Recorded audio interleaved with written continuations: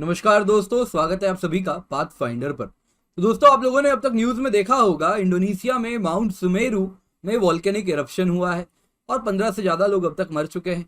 2021 की शुरुआत में भी एक बार इसमें वॉल्केनिक इरप्शन हुआ था और अब साल जब खत्म होने वाला है तब वापस यहाँ पर वॉल्केनिक इरप्शन हुआ है। तो अगर मैं आपको बताऊं ये वॉल्केनिक इरप्शन के पीछे कारण है भारी बारिश, तो क्या आप मानेंगे? जी हाँ दोस्तों, वॉल्केनिक इरप्शन भारी बारिश से भी ट्रिगर हो सकते हैं और सुमेरु के केस में इंडोनेशिया की जो लीडिंग जियोलॉजिकल एजेंसी है उनका यही दावा है कि यहाँ पे वॉल्केनिक इरप्शन के पीछे भारी बारिश है। तो आज की इस क्लास में हम चर्चा करने वाले हैं वॉल्केनिक इरप्शन कैसे हो रही है, क्यों इस रीजन में इतने वॉल्केनो होते हैं और बारिश से क्या लेना देना है वॉल्केनिक इरप्शन का। तो न्यूज में आप देख सकते हैं इंडोनेशिया की वॉल्केनिक इरप्शन हुई है, भारी वॉल्केनिक इरप्शन हुई है, बहुत ज्यादा आप देखें तो लावा बहा है और काफी ज्यादा कॉलम्स ऑफ ऐश कई मीटर का इन इलाकों में जमा है। कई गांव इस ऐश से दब चुके हैं एंड दफन हो चुके हैं। तो अब तक 14 से ज्यादा, रादर अब 15 से ज्यादा लोग अब तक उनकी जान जा चुकी है। तो इससे पहले आगे बढ़े, आज का सवाल देख लेते हैं। तो आज का सवाल मेंस के कंटेक्स्ट में है, 2014 का यूपीएससी सीएससी मेंस जीएस1 का क्वेश्चन है। आखिरकार क्यों इंडोनेशिया में फिलीपींस में इतने सारे आइलैंड्स देखने मिलते हैं, तो उसके पीछे क्या कारण है? तो आई एम प्रीटी श्योर आप आज की क्लास के बाद इसको आंसर कर पाएंगे। तो आप लोगों को इसको आंसर करना है। हालांकि 2014 में जब ये सवाल आया था तो 10 मार्कर था, पर आप इसको 15 मार्कर की तरह तैयार कीजिए और 250 वर्ड में इसका आंसर जरूर लिखिएगा। पर क्लास के बाद आपके पास कंटेंट आ जाएगा। कैसे आंसर लिखना है अगेन आपको बताना चाहूंगा। एसिंग आंसर राइटिंग सीरीज में अब ज्योग्राफी का आंसर कैसे लिखना है, क्या कीवर्ड्स होने हैं, कितने डायग्राम्स होने हैं, तो वो वाली वीडियो जरूर देखिएगा। मैंने ही कवर की है, पाथ फाइंडर चैनल पर ही आपको मिलेगी। तो बस एसिंग आंसर राइटिंग सर्च कीजिएगा, आपको प्लेलिस्ट मिलेगी और उसमें जाके देख लीजिएगा। तो दोस्तों, मेरा नाम किंजल चौधरी है और आप मुझसे मेरे टेलीग्राम चैनल पर जुड़ सकते हैं, जहां पर लेक्चर के बाद आपको पीडीएफ अपडेट्स मिल जाएंगे। साथ ही साथ नीचे दी गई मेरी अनअकैडमी प्रोफाइल है, वहां पर आप मुझे फॉलो कर सकते हैं। इसके सिवा डिस्क्रिप्शन बॉक्स में शो मोर में आपको एक लिंक मिलेगा। तो आपके मन में कोई भी सब्सक्रिप्शन रिलेटेड क्वेरी है तो वहां पर आप उस फॉर्म को फिलअप करें, तो आपकी जो भी क्वेरी है वो जरूर पूरी हो जाएगी और मैं खुद आपसे पर्सनली कोशिश करूंगा कि आकर आपके जो भी सवाल हैं उसको एड्रेस कर सकूं। तो दोस्तों, सबसे पहले तो देखते हैं ये माउंट सुमेरु है कहाँ। तो माउंट सुमेरु दोस्तों अगर आप देखें तो लुमजांग डिस्ट्रिक्ट है ईस्ट जावा प्रोविंस में। तो आपको यहाँ पे इंडोनेशिया के आइलैंड्स मालूम होने बहुत जरूरी है। तो आइए सबसे पहले हम इंडोनेशिया के आइलैंड्स देख लेते हैं। तो जैसा आप यहाँ पर देख सकते हैं दोस्तों, तो यहाँ पर आप जैसा देख पा रहे हैं इस वक्त, ये आप देख सकते हैं। तो यहाँ पे this is Java island, this is Sumatra island. तो जावा आइलैंड में ही है स्थित Sumeru district, Sumeru mount Sumeru volcano. तो ये आप देख सकते हैं, दिस इज माउंट सुमेरु, यहाँ पर आप देख पा रहे होंगे। तो सुमेरु एक हमारे अगर आप देखें तो हिंदू, बुद्धिस्ट, जैन माइथोलॉजी से भी जुड़ा हुआ है। तो हमारी मान्यताओं के अनुसार, जो भारत में हिंदू, बुद्धिस्ट, जैन धर्म की मान्यताओं के अनुसार सुमेरु पर्वत पृथ्वी का सेंटर माना जाता है एंड कुछ उसी पर इसका भी नाम रखा गया है सुमेरु। तो आप देखें तो सुमेरु में वॉल्केनिक इरप्शन हुआ, ईस्ट जावा प्रोविंस में है। आप लोगों ने मैप में भी देख लिया, यहां पर आप देख सकते हैं सुमेरु स्थित है। तो सुमेरु से जब वॉल्केनिक इरप्शन हुई, इतना ज्यादा ऐश निकला है कि आप इस प्रकार से देख सकते हैं कि गांव के गांव ऐश से दब चुके हैं, दफन हो चुके हैं। आप देख सकते हैं ये गाड़ी का दरवाजा भी अब नहीं खुल पा रहा क्योंकि ये भी ऐश में समा चुकी है। तो इस प्रकार का जब वॉल्केनिक इरप्शन हुआ है तो आसपास के villages and near by towns इसमें ब्लैंकेट हो गए और अचानक से इरप्शन हुआ, प्रिडिक्ट नहीं कर पाए और इस वजह से काफी मड जो वॉल्केनिक डिब्रीज से निकला वो सब यहाँ पर आके दफन हो चुका है और धीरे धीरे अब ये मजबूत होता जा रहा है, हार्ड होता जा रहा है। तो इस वजह से यहाँ पर जो भी रेस्क्यू वर्क करना है अभी करना बहुत जरूरी है, क्योंकि धीरे धीरे जैसे ही मजबूत होता जाएगा इसको तोड़ के जो नीचे दफन लोग हैं उनको निकालना मुश्किल होता जा रहा है वक्त के साथ। तो बहुत जरूरी है अभी काम किया जाए इस पर। तो सबसे पहले तो हम देखेंगे आखिरकार ऐसा क्या हुआ कि माउंट सुमेरु में वॉल्केनिक इरप्शन हुई।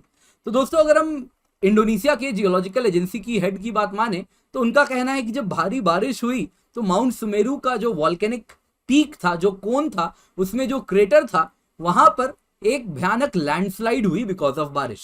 तो बारिश की वजह से ये लैंडस्लाइड हुई एंड इस बारिश के वजह से आप देखें तो जो पीक था, तो जो क्रेटर है, जैसा आप इस इमेज में देखिए, डिमॉन्स्ट्रेशनल पर्पस के लिए आपको दिखाने वाला हूं, माउंट सुमेरु का नहीं है, पर यहां पे देखिए कैसे लैंडस्लाइड हुई है। ये देखिए कैसे लैंडस्लाइड हुई। लैंडस्लाइड होते ही यहां से आप देख सकते हैं अंदर से वॉल्केनिक इरप्शन हुई और भयानक वॉल्केनिक इरप्शन आपको देखने मिलेगी। तो फिर से देखिएगा कैसे लैंडस्लाइड होती है और लैंडस्लाइड होने के बाद वॉल्केनिक इरप्शन होता है।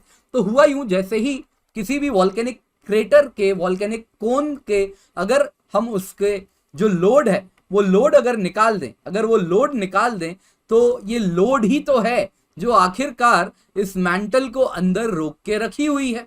बट अगर ये लोड हट जाएगा तो नीचे का जो मैंटल है जो कि अंदर बैठा हुआ है वो आसानी से अब निकल पाएगा। तो अचानक से जैसे ही सडन लैंडस्लाइड से ऊपर का जो वॉल्केनिक पीक था, जैसे ही उसका लोड निकलेगा, अंदर से जो प्रेशर में था मैग्मा, वो अब तेजी से निकल पाएगा। तो सडन रिमूवल ऑफ लोड हुई, जिसके वजह से, लैंडस्लाइड के वजह से, जिसके वजह से जो मैग्मा अंदर में बैठा हुआ था वो एस्केप कर पाया और वॉल्केनिक इरप्शन हो पाई।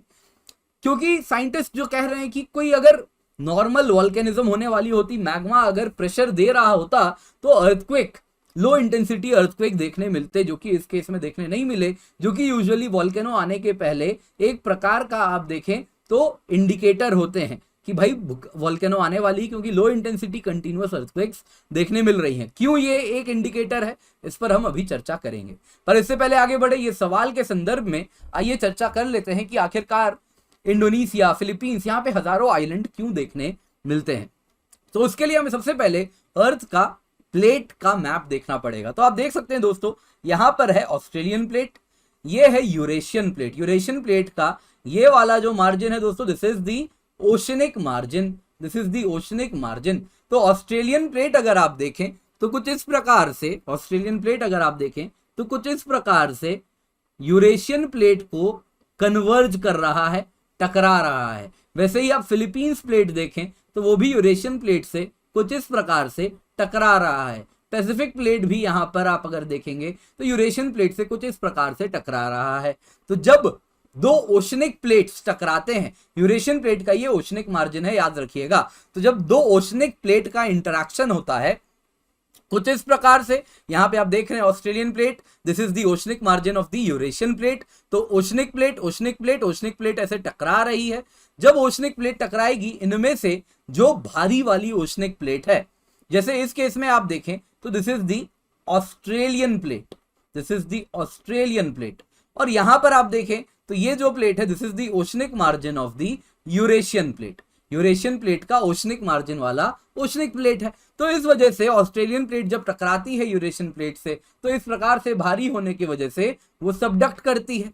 सबडक्ट करने पे क्या होगा, ऑस्ट्रेलियन प्लेट का ये ओशनिक मार्जिन है तो this is made up of basalt, ये बेसाल्ट का बना है। जैसे ही बेसाल्ट सबडक्ट करती है, टेम्परेचर बढ़ता है, इसकी होती है पार्शियल मेल्टिंग, थोड़ी सी पिघलती है, पार्शियली मेल्ट करती है। तो उस वक्त में बेसाल्ट कन्वर्ट हो जाता है किसमें, कुछ एंडीसाइट में। और जैसे ही ये एंडीसाइट मिनरल में कन्वर्ट होता है, वो हल्का होता है, तो एंडीसाइटिक मिनरल बोयंसी से, मैंटल से ऊपर की तरफ भागती है, ऊपर की तरफ उठती है, और इस प्रकार से ये जो ओशनिक प्लेट है इसको फाड़ती हुई ऊपर निकलती है और हमको वॉल्केनिक इरप्शन देखने मिलता है। अब देखिए, ये तो आपको मैंने 2D में दिखाया, बट रियलिटी में, रादर आप देखें इसको रियलिटी में, अगर आप देखें ये ऑस्ट्रेलियन प्लेट है जो कि सबडक्ट कर रही है किसके अराउंड, यूरेशियन प्लेट के अराउंड। तो इस प्रकार से जब ये सबडक्ट कर रही है तो ऑस्ट्रेलियन प्लेट क्या करेगी, कुछ इस प्रकार से अंदर जाएगी, पार्शियली मेल्ट करेगी, पिघलेगी, और इस प्रकार से आपको वॉल्केनिक आइलैंड्स देखने मिलेंगे। लेकिन ये तो लंबाई में सबडक्ट कर रही है, तो लंबाई में ही आपको कुछ इस प्रकार से ढेर सारे वॉल्केनो देखने मिलेंगे। और ये वॉल्केनिक इरप्शन कंटिन्यूअसली होती रहेगी तो खूब लावा निकलेगा, लावा निकलता रहेगा, धीरे धीरे वो जमता जाएगा, जमते जमते वो आइलैंड्स बना देगा। जाहिर सी बात है, जहां पे प्लेट सबडक्ट कर रही है वहां पर क्या होगा, कुछ इस प्रकार का एक गड्ढा भी देखने मिलेगा, लंबाई में लीनियर गड्ढा होगा, तो इसको क्या कहेंगे, ट्रेंच कहेंगे। तो आप देख सकते हैं यहाँ पे सुंडा ट्रेंच आपको देखने मिल रहा है। वैसे ही अगर हम फिलीपींस के आइलैंड की बात करें तो यहाँ पर आप देख सकते हैं कुछ वैसे ही आप देख सकते हैं, यहाँ पे ये फिलीपींस प्लेट है, फिर से पूरा दिखा रहा हूं आपको, this is the Philippines plate. Philippines plate अगर हम देखें तो वो यूरेशियन प्लेट के ओशनिक मार्जिन के अलोंग इस प्रकार से सबडक्ट कर रही है, टकरा रही है, कन्वर्ज कर रही है, सबडक्ट कर रही है। सबडक्ट करने पे फिलीपींस प्लेट भी क्या करेगी, सेम कहानी, अंदर जाएगी कुछ इस प्रकार से और पिघलेगी और एंडीसाइटिक मिनरल निकलेगा, और आपको सीक्वेंस में, लंबाई में यहाँ पे वॉल्केनिज्म देखने मिलेगी। लंबे वक्त तक चलता रहेगा, लावा निकलता रहेगा, तो आपको यहाँ पर वॉल्केनिक आइलैंड्स देखने मिलेंगे। तो इस प्रकार से आप ओशन प्लेट का सबडक्शन देख सकते हैं, which is responsible for formation of thousands of islands of Indonesia as well as Philippines. As a matter of fact आप ये पूरा रीजन देखें तो यहाँ पे ये पैसिफिक प्लेट है, और पैसिफिक प्लेट अगर आप देखें तो इस पूरे इलाके में कुछ इस प्रकार से यहाँ पे आप देखेंगे ऐसे सबडक्ट करती जा रही है। वैसे ही नाज़का प्लेट भी यहाँ पर सबडक्ट करती जा रही है, और जहां जहां वो सबडक्ट कर रही है इस प्रकार से, वहां वहां पे आपको लंबाई में क्या दिखेगा, वहां वहां पर आपको लंबाई में, न्यूजीलैंड हो चाहे कुछ हो, वहां पर आपको लंबाई में आपको वॉल्केनिक चेन्स, आपको आइलैंड्स देखने मिलेंगे, और इस रीजन में वॉल्केनिज्म देखने मिलेगी। और इसी को क्या कहते हैं, पैसिफिक ओशन के रिम में देखने मिल रहा है। तो this is the Pacific ring of fire. तो यही आपको जानना था। तो वॉल्केनो प्रिडिक्शन कैसे किया जाता है, तो दोस्तों इस केस में तो सडनली वॉल्केनो हुई। तो यूजुअली जब वॉल्केनो आने वाली होती है तो कई hundreds of small intensity earthquake देखने मिलते हैं, कम छोटे मैग्नीट्यूड वाले अर्थक्वेक होते हैं। और ये इसीलिए आते हैं क्योंकि जब मैग्मा नीचे से ऊपर आ रही होती है, कुछ इस प्रकार से आप देखेंगे तो वो रॉक्स में इस प्रकार से क्रैक्स क्रिएट करती हुई आती है। तो इस प्रकार से जब वो क्रैक क्रिएट करेगी तो जाहिर सी बात है पत्थर क्या होता होगा, उस वक्त क्रैक से टूटता होगा, थोड़ा सा ही टूटेगा। तो टूटेगा तो क्या होगा, जाहिर सी बात है पत्थर के टूटने से उसकी स्टोर्ड पोटेंशियल एनर्जी रिलीज होगी, तो हमको भूकंप के झटके देखने मिलेंगे। तो इसीलिए कोई भी वॉल्केनिक एक्टिविटी होने के पहले अगर काफी उस रीजन में अर्थक्वेक, उस रीजन में वॉल्केनो का इतिहास अगर रहा है, वॉल्केनिज्म का इतिहास रहा है, तो वहां पर अगर स्मॉल मैग्नीट्यूड अर्थक्वेक्स कंटिन्यूअसली देखने मिल रहे हैं, मतलब मैग्मा ऊपर की तरफ मूव कर रही है, जल्दी भूकंप आने वाला है। तो सीस्मोमीटर्स का इस्तेमाल किया जाता है। अगर अर्थक्वेक आ रही है तो भैया चेतावनी आपको मिल चुकी है, भागने की तैयारी शुरू कीजिए। वैसे ही आप देखें तो वॉल्केनिक एक्टिविटी के पहले वॉल्केनो की जो टेम्परेचर है वो इंक्रीज करने लगती है।